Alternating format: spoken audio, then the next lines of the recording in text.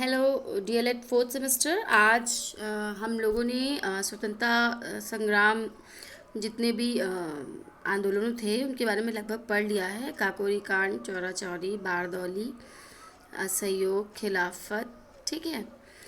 जो आपके सिलेबस में था, आपके नेक्स्ट पे जब आप नेक्स्ट पॉइंट पे आते हैं, नेक्स्ट टॉपिक पे, तो उसमें अब आपका नेहरू रिपोर्ट, जिन्ना की शर्तें, ये है। ठीक है। तो आज हम नेहरू रिपोर्ट के बारे में पढ़ेंगे। जब 1930 में सविनय अवज्ञा आंदोलन हुआ, ठीक है, Simon commission, go Simon go के नारे लगने लगे 29 में, यहाँ पर साइमन कमीशन के समय में। तो पूरा देश साइमन कमीशन, वही 28 की ही लगभग, 1928 की ही बात है। और उसके बाद 30 में जो है वो सविनय अवज्ञा आंदोलन पूरी तरह से माना जाता है स्टार्ट हुआ। तो पूरा देश इस समय साइमन कमीशन का बहिष्कार कर रहा था। और भारत के मंत्री, जो कुछ भारतीय मामलों के मंत्री थे, भारत के मंत्री नहीं कह सकते, उन्होंने स्वराजवादियों को चुनौती देते हुए कहा था कि वो एक ऐसा संविधान तैयार करें जिसमें ऐसी व्यवस्थाएं हों कि भारत की महान जनता आमतौर पर उस पर सहमति व्यक्त करे। मतलब कहने का ये है कि ये जो बर्किन हेड ने स्वराजवादियों को चुनौती दी थी, स्वराज दल में जितने भी सदस्य थे, हमने आपको बताया था स्वराज दल की स्थापना हुई थी।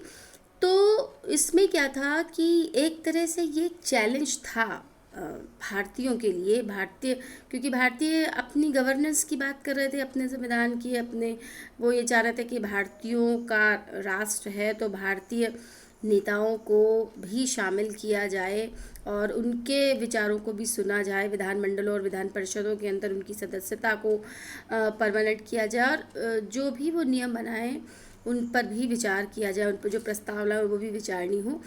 तो अंग्रेजी सरकार ने कहीं ना कहीं एक चैलेंज दिया था स्वराजवादियों को कि ठीक है, क्योंकि वो जानते थे कि भारत बहुत वर्सटाइल देश है, यहाँ पर बहुत सारे धर्म और जाति के लोग रहते हैं। तो उनका ये मानना था अंग्रेज़ों का कि जब वो भारतीयों, हिंदू और मुसलमानों के बीच में इस तरह के सांप्रदायिकता के क्वेश्चन लेकर आते थे, तो उनका ये मानना था कि जो भारतीय हैं वो कभी भी ऐसा संविधान तैयार नहीं कर सकते हैं जिससे कि जो सारे भारतीय हैं वो संतुष्ट हो सके। तो एक तरह से कि व्यंग्यात्मक कटाक्ष था और एक चुनौती थी कि ठीक है, सर्वदलीय ऐसा कोई आप संविधान बना के लाए जो सर्वधर्म समभाव को प्रकट करे, यानी कि दलित भी हो, उसमें जातिगत स्वार्थ भी निहित ना हो। तो क्योंकि उनका मानना था कि ऐसा कभी तय हो ही नहीं सकता है। भारत सचिव ने भारत के नफ्स को ठीक से पकड़ा था और बाकी घटनाओं ने कहीं ना कहीं साबित भी कर दिया। खैर, भारत सचिव की चुनौती का जवाब देने के लिए कांग्रेस ने फरवरी 1928 में एक सर्वदलीय बैठक बनाई और उसको बुलाया, उसका आयोजन किया, और उसके बाद श्री मोतीलाल नेहरू की अध्यक्षता में एक समिति का गठन किया गया। इसमें 8 व्यक्तियों की एक समिति थी और कहा था कि 1 जुलाई 1928 से पहले भारत के संविधान का एक प्रारूप तैयार किया जाए, एक रेखा चित्र तैयार कर लिया जाए। तो 29 सदस्यों को इसमें रखा गया और इसमें जो मुख्य थे कि हम सदस्य रखेंगे और इसको अनुमोदन, मतलब 29 जो लोग राजनीतिक संगठन थे उन लोगों ने इस प्रस्ताव का अनुमोदन भी किया। इसमें जो इस कमेटी के सदस्य थे उसमें अली इमाम, तेज बहादुर सप्रू, सुभाष चंद्र बोस, सीएम अड़े, मंगरू सिंह, शोएब कुरैशी और श्रीजीत प्रधान भी शामिल थे। तो इन्होंने शीघ्र अपना काम पूरा किया और अगस्त 1928 में जो रिपोर्ट है उसको पेश किया गया। यही रिपोर्ट नेहरू रिपोर्ट के नाम से प्रचलित है। यानी कि इस नेहरू रिपोर्ट का संबंध जवाहरलाल नेहरू से नहीं है। बहुत लोग इस बात में कंफ्यूजन होते हैं कि जवाहरलाल नेहरू ने नेहरू रिपोर्ट दी या प्रस्तुत करी। तो इसके जो मेन करता धरता है वो कौन है? मोतीलाल नेहरू की अध्यक्षता में थी। कई लोग इस क्वेश्चन को कंफ्यूजन में ले लेते हैं, ठीक है, तो ऐसा नहीं करना है आपको। नेहरू रिपोर्ट के जो प्रमुख सुझाव थे वो क्या क्या थे? अनौपचारिक स्वराज, ठीक है, उन्होंने कहा कि ब्रिटिश गवर्नमेंट अगर हमें पूरी तरह से स्वतंत्रता नहीं दे सकती है तो ब्रिटिश शासन के अंतर्गत ही, लेकिन हम औपनिवेशिक रूप से स्वतंत्र रहेंगे। हमें अपने अधिकारों के लिए लड़ने का अधिकार होगा। हम अपने हिसाब से, अब भारतीय जो पृष्ठभूमि है उसके हिसाब से हम अदालतों में न्याय व्यवस्था का परिपालन करें। तो औपचारिक रूप न सही अनौपचारिक रूप से स्वराज। उसके बाद केंद्र में पूर्ण उत्तरदायी सरकार की स्थापना हो और भारत के गवर्नर जनरल को लोकप्रिय मतलब गवर्नर जनरल अगर ब्रिटेन का है तो कोई बात नहीं, लेकिन जो भी मंत्री दल है उसमें भारतीय सदस्य संवैधानिक रूप से प्रधान रूप के पद पर कार्य करने चाहिए। केंद्र की जो व्यवस्थापिका है वो द्विसदनात्मक हो, जैसे वर्तमान में है लोकसभा और राज्यसभा, उसी तरह केंद्र में द्विसंस्थात्मक प्रणाली हो और निम्न सदन का निर्वाचन मंडल वयस्क मताधिकार के रूप में हो, जैसे 18 साल के लोग जो है या 20 साल के लोग वो प्रत्यक्ष रीति से चुनाव मतलब वोट दें और वोट के बाद जो है उनका सदन की परीक्षा हो। प्रांतों में भी उन्होंने कहा कि उत्तरदायी शासन की व्यवस्था हो केंद्र की भांति, मतलब उन्होंने वर्तमान शासन प्रणाली को कहीं ना कहीं उसी समय एक रेखांकन रूप दे दिया था। उत्तर पश्चिम सीमा को प्रांत को बांटकर ब्रिटिश भारत के अन्य प्रांतों के समान वैधानिक स्तर पर होना चाहिए। सिंध को बम्बई से अलग करके उसको एक अलग प्रांत बनाया जाना चाहिए। और रिपोर्ट में ये भी कहा गया कि देशी राजा जो राज्य हैं, देशी राज्यों के अधिकारों की रक्षा, विशेष अधिकारों की रक्षा, उनकी व्यवस्था भी की जाए। साथ ही साथ उन्हें ये चेतावनी भी दी गई कि भारतीय जो संघ है उन्हें तभी सम्मिलित किया जाएगा जब वो वाकई में भारतीय राज्य के शासन के प्रति उत्तरदायी होंगे। तो जब ये रिपोर्ट रखी गई इस तरह की, तो पहली बात तो जो गवर्नमेंट थी उसको इस तरह के जो अनुदेशन था, इस तरह की जो रिपोर्ट आई थी, इस पर पूरा विश्वास नहीं था कि अच्छा ऐसा संविधान बन जाएगा। और उसके बाद नेहरू रिपोर्ट में बहुत सारे विचार करने के लिए तथ्य थे। उन्होंने 1928 में ही लखनऊ और दिल्ली में सर्वदलीय सम्मेलन कई सारे किए, तो भारतीय कुछ नेताओं ने इसका विरोध किया। कैसे विरोध किया? इन्होंने कहा कि ये मोतीलाल नेहरू की अध्यक्षता में जो ये मीटिंग हुई है उसमें मुस्लिमों की जो स्थिति है उसको सामने नहीं रखा गया है, तो जिन्ना को अधिक प्रतिनिधित्व दिया जाए, मतलब विधानसभा विधानमंडल में अधिक प्रतिनिधित्व दिया जाए। आगा खान ने देश के हर प्रांत को स्वाधीनता देने की मांग करी। ये भी अलग हो गया कि सब अपने अपने राज्यों में ही शासन करेंगे, जैसे राजा महाराजाओं के समय में चलता था। तो मुसलमानों के अड़ंगा लगाने पर हिंदू संप्रदायवादी बैठ गए। जब कुछ बड़े नेताओं ने, मुस्लिम नेताओं ने इस तरह की किया, तो हिंदू संप्रदायवादी जो नेता थे वो भी हट गए। और जिन्ना को आगे करने से उसकी जिन्ना की भी आकांक्षाएं बहुत अधिक बढ़ गईं, और इसके बाद जिन्ना ने भी अपनी 14 सूत्रीय मांगें जो है वो सामने रख दी। अब जो राष्ट्रवादी मुसलमानों का दल था, जिसमें अली इमाम, डॉक्टर अंसारी थे, वो नेहरू रिपोर्ट को स्वीकार करने के पक्ष में थे स्वयं, परंतु कांग्रेस के अंदर भी कहीं ना कहीं कुछ नेता थे जो कि इसका रिपोर्ट का विद्रोह कह सकते हैं, विरोध कर रहे थे, मतभेद था उसमें।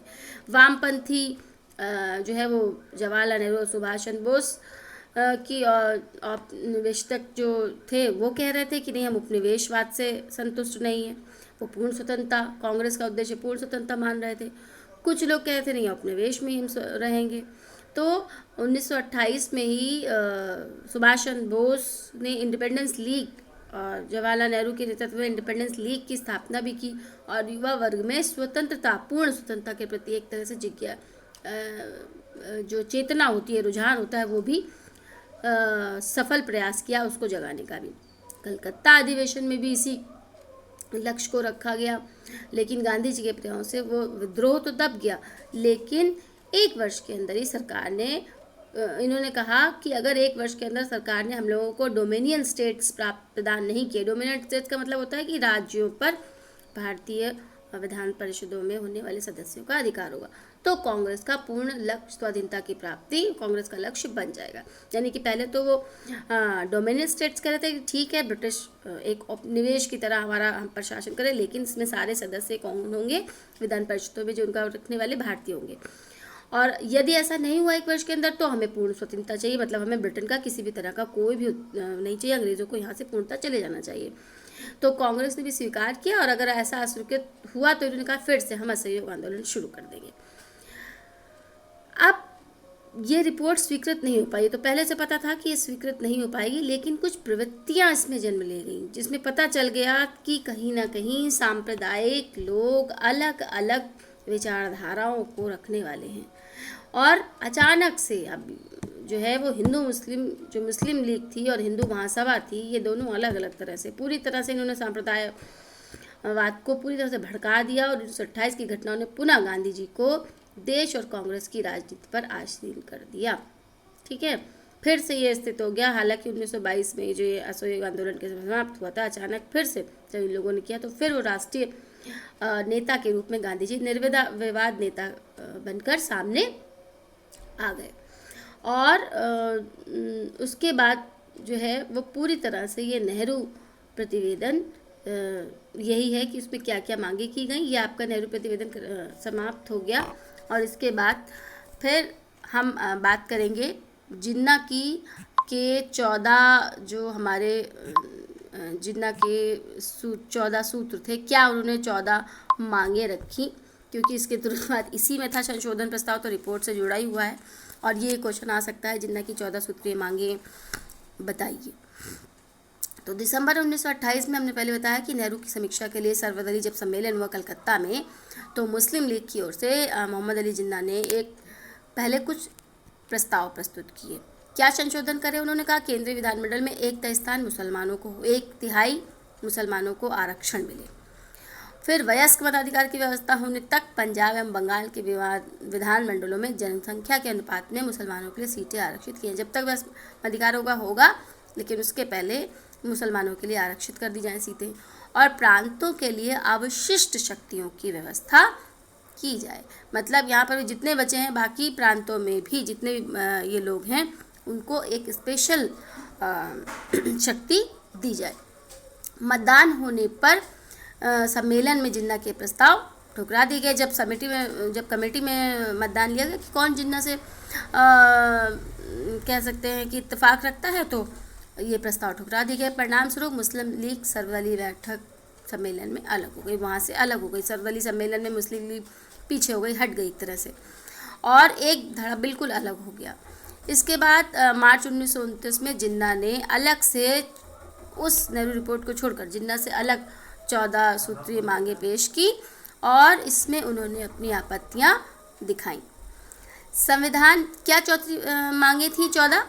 पहला, संविधान का भावी स्वरूप संघीय हो और प्रांतों की अवशिष्ट शक्तियां प्रदान की जाएं। फिर देश के विधानमंडलों तथा सभी प्रांतों की अन्य निर्वाचित संस्थाओं में अल्पसंख्यकों को पर्याप्त एवं प्रभावी नियंत्रण दिया जाए। मतलब कहीं ना कहीं अल्पसंख्यक शब्द को बहुत अधिक बढ़ावा देने वाले थे। सभी प्रांतों को समान स्वायत्तता प्रदान की जाए। सांप्रदायिक समूहों का निर्वाचन पृथक और निर्वाचन, ये भी बहुत गलत हो रहा था। हालांकि मांग किसी भी तरह से सम्माननीय है कि जो सांप्रदायिक समूह अलग अलग करें, हिंदू अलग करें मतदान और मुस्लिम अलग करें मतदान, तो ये भी गलत था। केंद्रीय विधानमंडल में मुसलमानों के लिए 1/3 स्थान आरक्षित हो। सभी संप्रदायों को धर्म, पूजा, उपासना, विश्वास, प्रचार एवं शिक्षा की पूर्ण स्वतंत्रता प्रदान की जाए। ये ठीक है। फिर भविष्य में किसी प्रदेश के गठन या विभाजन में बंगाल, पंजाब एवं उत्तरी पश्चिम सीमांत की अक्षुण्णता का पूर्ण ध्यान, मतलब इनको बांटा ना जाए, ना इसमें किसी भी तरह का हस्तक्षेप किया जाए। सिंध को बम्बई से पृथक कर दिया जाए, नया प्रांत बनाया जाए और किसी निर्वाचित निकाय विधानमंडल में संप्रदाय से संबंधित विधेयक तभी पारित हो जब उस संप्रदाय के 3/4 सदस्य उसका समर्थन करें। 10वीं थी, सभी सरकारी सेवाओं में योग्यता के आधार पर मुसलमानों को पर्याप्त अवसर दिए जाएं। यहाँ पर भारतीयों की जगह इन्होंने केवल और केवल मुसलमानों शब्द का प्रयोग किया है। अन्य प्रांतों की तरह बलूचिस्तान, उत्तर पश्चिमी सीमा प्रांत में सुधार कार्यक्रम भी प्रारंभ किए जाएं। सभी प्रांतीय विधानमंडलों में 1/3 स्थान आरक्षण भी हो। मुस्लिम संस्कृति, धर्म, भाषा, धार्मिक संरक्षण मुस्लिम धार्मिक विद्यालयों को, संस्थाओं को दिया जाए और केंद्रीय विधानमंडल द्वारा भारतीय संघ के सभी राज्यों की सहमति के बिना कोई संवैधानिक संशोधन न। तो जब ये जिन्होंने 14 सूत्री मांगे रखी, तो नेहरू रिपोर्ट की स्थितियों से तो काफ़ी लोग वैसे भी असंतुष्ट थे, हिंदू महासभा, लीग, सिख समुदाय के लोग, और यहाँ तक कि पंडित जवाहरलाल नेहरू और सुभाष चंद्र बोस का युवा वर्ग वाला जो पार्ट था वो भी इससे नाराज़ था, क्योंकि डोमिनेंट स्टेटस की मांग रखी थी इन्होंने, पूर्ण स्वतंत्रता को नहीं रखा था और ये एक नकारात्मक कदम ये मान रहे थे। खैर, इसका पहली बात तो इस रिपोर्ट का प्रावधान ही नहीं रखा गया। लेकिन उसके बावजूद जवाहरलाल नेहरू ने जब इसको सुभाष चंद्र बोस ने इस कांग्रेस के प्रस्ताव को अस्वीकार कर दिया, तो संयुक्त रूप से भारतीय स्वतंत्रता लीग का गठन कर लिया गया और कहीं ना कहीं नेहरू रिपोर्ट पीछे रह गई। ये नेहरू रिपोर्ट पीछे रह गई और ये 14 सूत्री मांगों को इस अलग से प्रस्तुत किया जिन्ना ने, तो इनको भी बहुत अधिक वो नहीं मिला। ये बिल्कुल सेपरेट हो गए, मतलब एक तरह से दलगत नीति हो गई कि नेहरू ने अपने प्रतिवेदन किस तरह से प्रस्तुत किए और इन्होंने पूरी तरह से अलग करके एक सांप्रदायिक चिट्ठा प्रस्तुत किया, सांप्रदायिक मांगे प्रस्तुत करी। ठीक है, तो ये क्वेश्चन आता है जिन्ना की 14 सूत्री, तो आप ये 14 सूत्रीय जो मांगे हैं इनको लिख लीजिएगा, याद कर लीजिएगा, और स्थापना कैसे हुई नेहरू रिपोर्ट का। ठीक है, तो ये आज के लिए आज का आपका टॉपिक, ये 2 टॉपिक हैं। नेक्स्ट टॉपिक हम नेक्स्ट सेशन में करेंगे, मतलब नेक्स्ट जो आपका वीडियो सेशन हम परसों करेंगे तब उसमें आपको देंगे। ठीक है।